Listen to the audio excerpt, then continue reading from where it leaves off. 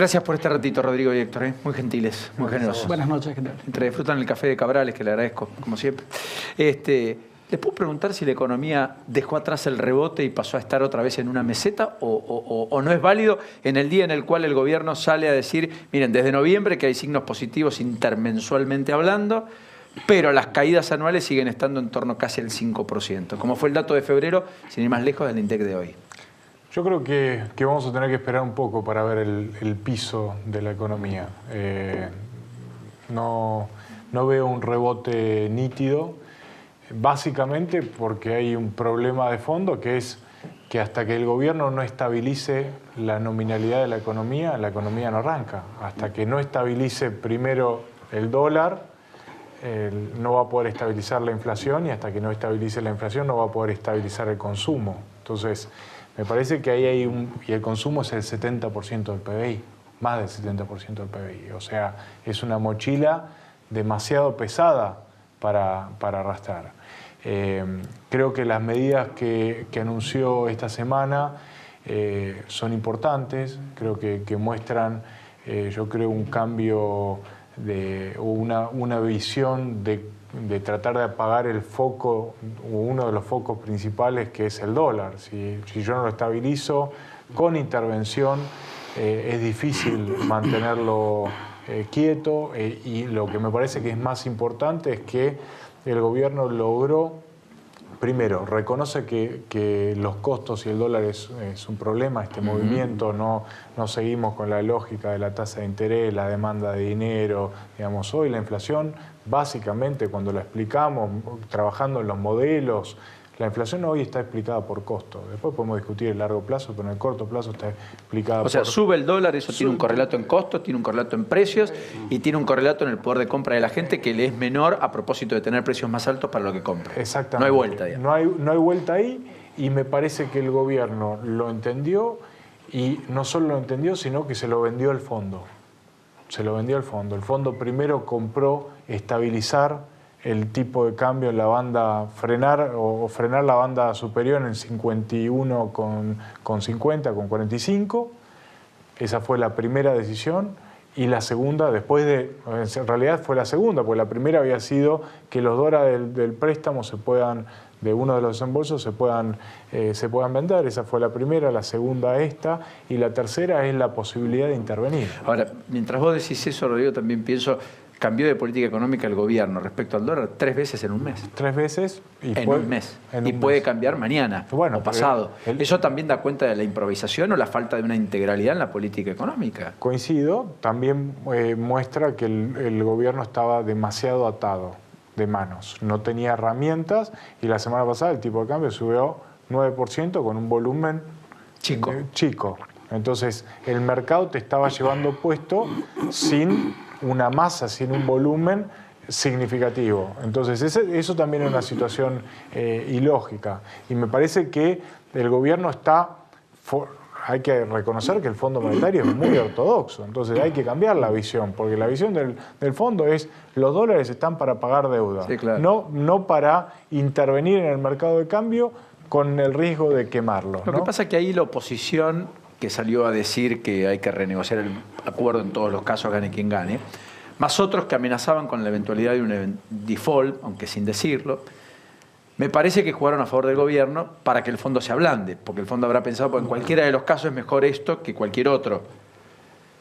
Estoy describiendo una situación sin comprender la toma de decisión, pero me parece que algo de esto pesó, porque el fondo no está jugando poca cosa, el fondo está jugando el crédito más importante de toda su historia, el respaldo más importante que haya dado jamás a un presidente en todo el mundo, y probablemente además la contracara de ese presidente pueda eventualmente ser alguien refractario al fondo, que hasta discursivamente ataque contra el fondo. Sí, sin duda. O me equivoco, perdón, Yo quería contar algo, digamos, un poco lo que está pasando es que hay también un problema de origen. El programa que se aprueba con el fondo y que se reforma hacia septiembre-octubre del año pasado fue toda una elaboración que se hizo un poco a las apuradas sobre una crisis cambiaria que no parecía terminar. Y ese programa dejó mucha libertad para subir tarifas y para subas y bajas del dólar con una banda demasiado amplia. La meta de base monetaria cero es sin estacionalidad y hay subas y bajas bastante importantes. Buena parte también de la inflación de este primer trimestre de este año se explica por el bombazo monetario de más de 170.000 millones de pesos de emisión de diciembre. Y luego, bueno, hubo una baja prematura de las tasas de interés de control monetario en enero y febrero, cuando se había firmado con el Fondo Monetario que era después de que el relevamiento de expectativas del mercado muestre una sostenida y firme baja de la inflación, y solo se contaba con el dato de diciembre. Creo que hubo algo de mala praxis bastante marcada. Las medidas de ahora han calmado esta semana un poquito el mercado. Es una semana rara porque hoy hubo huelga, mañana es feriado.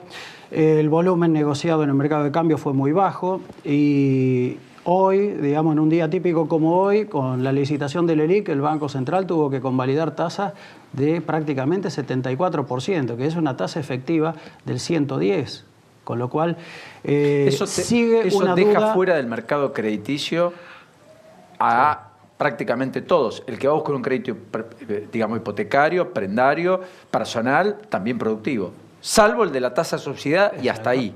Y eso es lo que genera la seria duda de la sustentabilidad de este programa, porque en el mediano largo plazo hay que crecer, tienen que crecer las exportaciones, tiene que recuperarse el consumo y la inversión. Con estas tasas de interés es bastante difícil.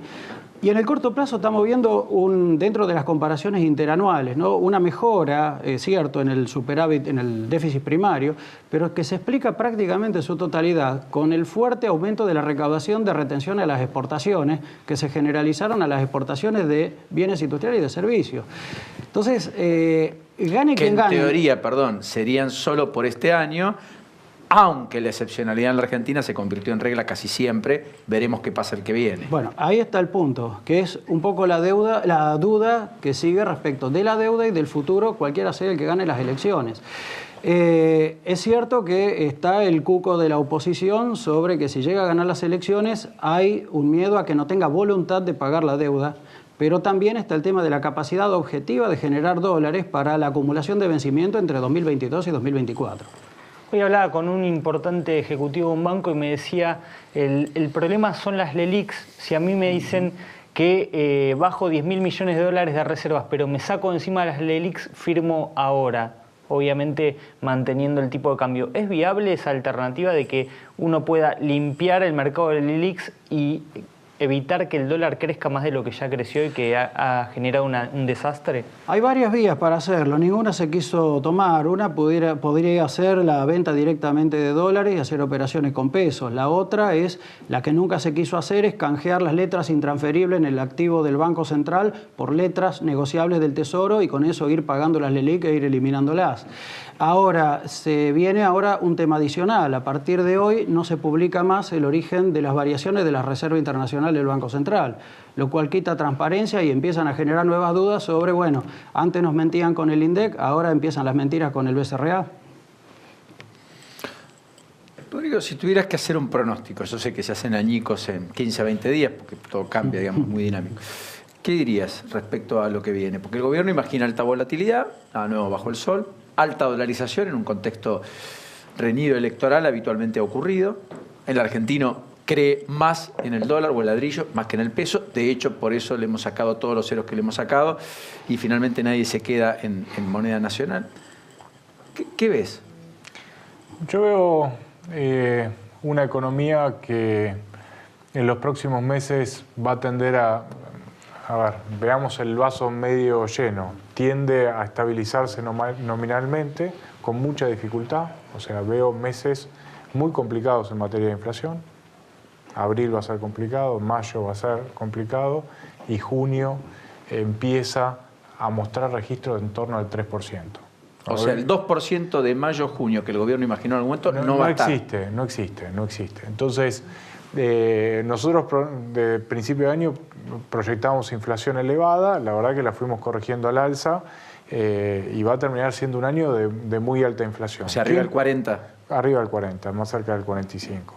Casi como el año pasado. Casi como el año pasado. Entonces, esto implica que el consumo difícilmente, nosotros recién lo vemos recuperándose con suerte en el último trimestre.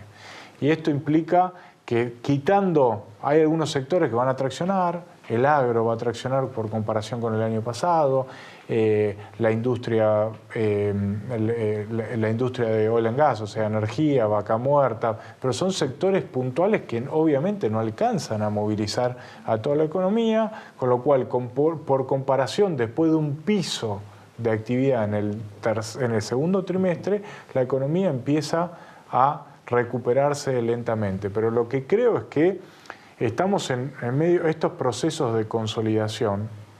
Cuando entramos en el programa con el Fondo Monetario, y entramos en el programa con el Fondo Monetario porque es el prestamista de última instancia, estos programas son de largo plazo y son procesos de ajuste de largo plazo. No estamos, digamos, la discusión dejó de ser el año que viene, ¿no? El año que viene mágicamente vamos a crecer. No, el año que viene va a ser, vamos a tener que seguir ajustando, y ajustando es definiendo dimensiones centrales. ¿Qué vamos a hacer con la deuda? ¿Cómo lo vamos a manejar? ¿Qué vamos a hacer con los dólares que todavía faltan? Porque, digamos, subir el tipo de cambio está claro que es una solución suicida, lo vimos el año pasado. Entonces tenemos que generar dólares de otra manera, y es toda una discusión muy amplia. Cómo, correcto. El cómo. Vamos a arrancar, el próximo gobierno va a arrancar con una inflación del 45% y tenemos una situación social compleja. Entonces, cada uno de los candidatos va a tener que presentar, a mi juicio, y esto es, digamos, la visión de nuestra casa, de analítica, digo, algún esquema para trabajar sobre estas dimensiones, ¿no? Y hasta ahora sobre estas dimensiones no se vio demasiado. Héctor, lo último. Va a depender mucho también qué pasa con el riesgo país, cómo ven la evolución del panorama político los inversores del exterior. Y hay dos fechas, digamos, relevantes antes de agosto, que es la elección en Córdoba el 12 de mayo, donde se perfila Schiaretti como ganador, y el cierre de lista del 22 de junio. Y a partir de ahí creo que empieza otro año. Gracias a los dos. Muy generosos y muy gentiles.